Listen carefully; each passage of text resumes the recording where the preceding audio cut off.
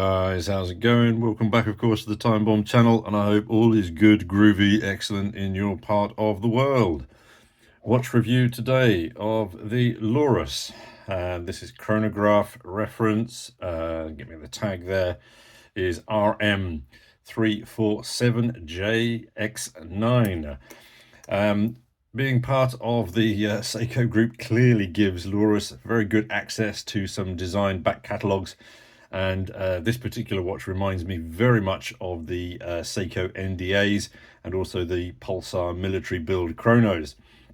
As always, before we get into the specs, this one has been lent into the channel by the wonderful people at First Class Watches. Do hit them up if you're interested in this watch. They've currently got it on sale, £60 down from £100, so you're getting yourself a little bit of a bargain. Let's just pause and zoom in a fraction. All right, so I had to do a little bit of checking because I couldn't remember when Lorus was actually started, and I was surprised to find it was only created back in 1982 by their big brothers over at Seiko. Of course, many of you will know, don't need me to tell you, that they mainly offer budget-friendly watches, and as I say, this one on the sale at the moment, £60 down from £100. So key speccage then is quite a sizable watch. It's 42 mils across. You add a smidge extra for the crown pushers over this side. It's about 11 mils deep, sits on a very sensible 22 mil lugs, and then end to end, those lug ends, it's about 48 mils. Let me just pause and throw it on wrist. Yep, so there's the watch on wrist. My rich wrist is around just over 7 inches. I've lost weight recently. Too many working too hard. It's quite a big watch, and I think for many people, it might be a little bit too big. The upside, of course, is that you get an incredibly clear, legible watch. They do offer very similar watches in smaller sizes, so yeah, you shouldn't have an issue finding something that's good to fit your wrist. They come with 100 meters worth of, just bring it off wrist, 100 meters worth of watery goodness, and I believe buzzing away inside then is the Hattori 57 quartz movement. I don't know if I can let you hear this. It's got quite a loud tick to it, so perhaps not leave it on your bedside table unless you're interested or in need of the metronomic beats. The seconds hand, as you can see there, as it tricks around, sort of does a fairly decent job of hitting the minute markers. I think recently on the channel we've seen far more expensive watches struggle to do so. So hats off to Lorus for getting it fairly okay here. The steel case body, as you can see on the watch then, is functional and steely and shiny. Looks pretty good, I think. And the other thing that I like about it, actually, more than anything, my favorite aspects to the watch is actually the chrono action. Really very, very good indeed. Very, very nice. Just really works very, very well on here. I'm impressed with this one. As I say, for the price, you're getting a very nice little chrono, and then just pop it back up to the top there. As I say, for the price of this watch, I think, yeah, that's the best part of it. And in addition to which, you get proper chrono subdials on this one, as opposed to the confusing 24-hour subdial that you often find on far more expensive watches. Again, so hats off to them for this one.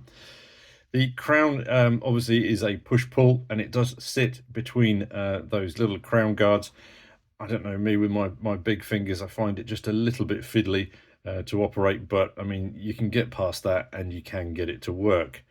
And notice also, sorry, that the it's not a quick set date, so you just need to obviously to wind past the 12 accordingly. Pop it back into there. Case back is got that double wave on there, so again, you know, Seiko influence there. Other bits and pieces on the back, but again, nice and standard. Also, yeah, the notice on that you don't need, so I'm telling you a lot of obvious things today. So yeah, you've got a color match date wheel, so it sits quite nicely and sort of blends in quite nicely with the dial there. The loom is quite good. It's easy to read, but to my eyes, I find it a little bit too grainy, granular, like it probably needed another coat. But again, many people will be okay with that. I know I'm just a bit of a loom obsessive. For me, though, the other standout to the watch is big hands. They're very, very clear against that busy dial. It's often an issue with chronos, isn't it? That, you know, busy dials and the hands can get lost. But here, there's absolutely no chance of that. Doesn't matter which angle you're looking at it from. It comes on a two-piece nylon strap. I do prefer these to NATO's. The one thing to notice, of course, with this one is that I find it, you know, it's quite stiff. Obviously brand new out of the box, so it probably need a month or so just to sort of loosen up. Nice big buckle over here as well. And again, just around the back here, yeah, no drilled lugs, but imagine that'll be pretty easy to replace should you need to refresh it. I sometimes wonder how washable those things are. Yeah, I suppose if I was one thing, because I've not owned a Lorus for many years, is I can't remember how sort of, you know, shock resistant they are to stand up to the, you know, dings and arrows of everyday life. So again, if you've got some long-term experience of ownership of these, do drop us a comment down below. And I think for the price, you're getting a good, functional, attractive, military-inspired chrono with some Japanese brand DNA. But the one thing I did find frustrating, I looked through this, I looked for this particular model on their website and couldn't find it throughout their whole website. They've got so many watches on there that you're literally spoiled for choice. But trying to narrow it down, I didn't find their website that user-friendly. But anyway, again, my issues more than anybody else's. All right, guys, over to you guys. What do you think of these? Experience with the brand and thoughts on this watch? I really look forward to your comments down below. Massive thanks again to the guys at First Class for the loan of this one, and we'll catch you all in the next watch vid. Cheers, guys.